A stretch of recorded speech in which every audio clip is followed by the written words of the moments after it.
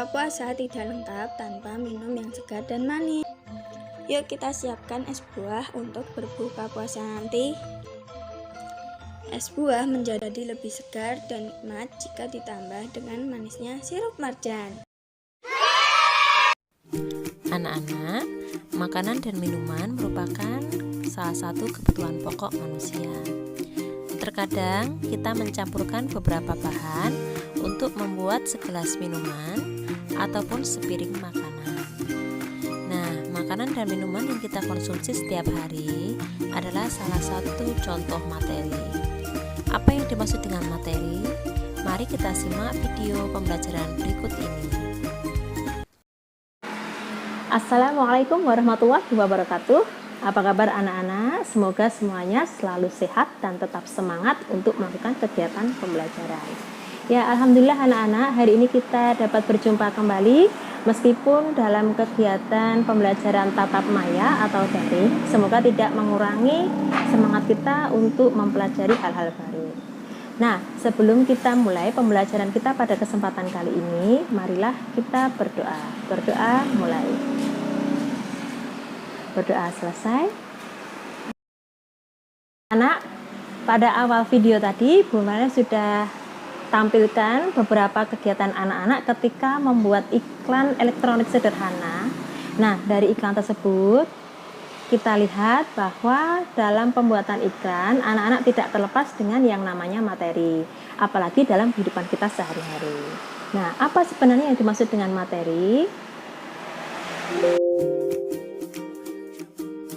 Selamat menyimak video pembelajaran tematik kelas 5, tema 9 tentang materi yang terdiri dari zat tunggal dan campuran, meliputi unsur, senyawa, campuran homogen, dan campuran heterogen. Materi adalah segala sesuatu yang memiliki massa dan menempati ruang. Berdasarkan jenis penyusunnya, materi terdiri dari zat tunggal dan campuran. Nah, sebelum kita ke pembahasan antara zat tunggal dan campuran, mari kita amati gambar dari segelas es buah berikut ini. Ketika kita membuat segelas es buah, maka kita akan mencampurkan beberapa bahan, di antaranya air, gula, sirup, dan kental manis. Nah, ketika kita perhatikan dari beberapa bahan yang dicampurkan tersebut, masing-masing memiliki penyusun yang berbeda-beda. Pada air disusun oleh hidrogen dan oksigen, sedangkan gula disusun oleh hidrogen, karbon, dan oksigen. Kemudian pada sirup dibuat dari campuran antara air, gula, dengan sari buah. Dan pada kental manis merupakan gabungan dari air, gula, serta susu sapi. Jika kita cermati, di antara penyusun dari masing-masing bahan tersebut memiliki sifat yang berbeda-beda. Pada penyusun air dan gula, tidak dapat dipecah menjadi bagian yang lebih sederhana lagi. Dan penyusun pada air dan gula tidak dapat dilihat wujudnya dengan mata telanjang. Sedangkan penyusun sirup dan kental manis merupakan benda yang dapat mudah kita lihat. Dan dari penyusun sirup serta kental manis dapat dipisahkan lagi atau dipecah lagi menjadi bagian-bagian yang lebih sederhana. Inilah yang akan kita pelajari, yaitu tentang zat tunggal dan campuran. Zat tunggal adalah materi yang tersusun dari satu komponen. Zat tunggal terdiri dari unsur dan juga senyawa. Nah, unsur adalah zat tunggal yang tidak bisa dibagi menjadi bagian yang lebih kecil lagi. Unsur umumnya tersedia langsung di alam. Contoh unsur antara lain oksigen, hidrogen, karbon, emas murni, dan besi murni. Coba perhatikan gambar di sini, ini adalah gambar emas murni, dan gambar yang berwarna abu-abu ini adalah gambar dari besi murni. Emas murni dan besi murni merupakan bahan tambang yang tersedia di alam. Untuk oksigen, hidrogen, dan karbon, karena merupakan atau berwujud gas, maka tidak dapat dilihat oleh manusia, tetapi dapat kita rasakan. Sementara itu, senyawa adalah materi yang terdiri dari beberapa unsur. Contoh senyawa antara lain air, gula pasir, garam, dan karbon dioksida. Coba kita perhatikan gambar yang atas, ini adalah gambar dari garam. Nah, garam ini merupakan zat tunggal yang berupa senyawa, di mana dia disusun oleh beberapa atom seperti natrium dan klorida yang tidak dapat kita lihat. Nah, kemudian yang kedua ini adalah gambar dari segelas air putih. Air putih disusun oleh unsur hidrogen dan oksigen.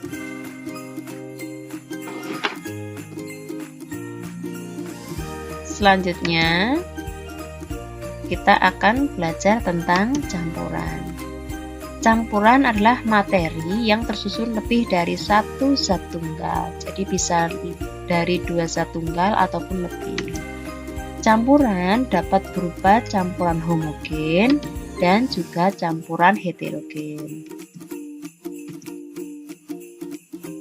Nah, berikut ini adalah pengertian dan contoh dari campuran homogen. Campuran homogen adalah campuran yang tersusun lebih dari satu zat tunggal, namun tercampur secara merata atau sempurna. Yang dimaksud dengan tercampur secara merata atau sempurna, yaitu penyusunnya tidak dapat dibedakan lagi atau tidak dapat dipisahkan karena sudah tercampur merata. Nama lain dari campuran homogen disebut juga dengan larutan. Contoh dari campuran homogen dapat berupa benda padat, benda cair, ataupun benda gas. Coba kita lihat di sini dari yang berupa benda padat, contohnya adalah perhiasan emas, yang mana perhiasan emas itu biasanya merupakan campuran dari zat tunggal emas murni, palladium, tembaga, dan perak. Contoh yang kedua adalah perunggu yang merupakan campuran dari emas. Sedangkan untuk larutan garam dan larutan gula adalah campuran homogen yang berupa zat cair. Nah, ketika kita mencampurkan air dengan garam atau air dengan gula, maka wujud garam dan gula sudah tidak tampak lagi, tetapi rasa air menjadi berubah. Contoh selanjutnya, campuran homogen adalah udara yang terdiri dari oksigen, karbon dioksida, nitrogen, dan lain-lain yang merupakan benda gas. Nah, selanjutnya lawan dari campuran homogen adalah campuran heterogen, yang berarti adalah campuran yang tersusun lebih dari satu zat tunggal, namun tidak tercampur secara merata atau tidak sempurna, sehingga penyusunnya masih dapat dibedakan.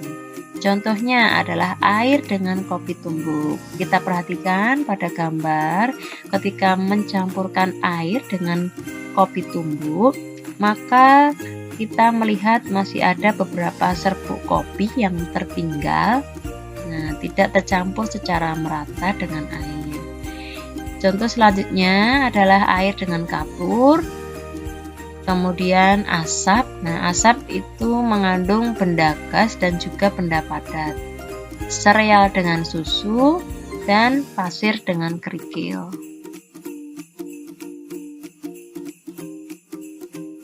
Nah, senyawa dengan campuran sama-sama merupakan gabungan dari beberapa zat, tetapi di antara keduanya memiliki perbedaan. Di antaranya, penyusun pada senyawa merupakan unsur yang umumnya tidak dapat dilihat.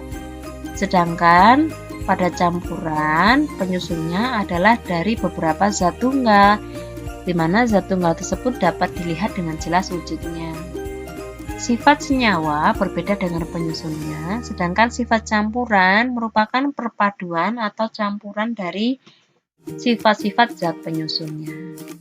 Proses pembentukan senyawa melalui reaksi kimia, sedangkan proses pembentukan campuran melalui reaksi fisika.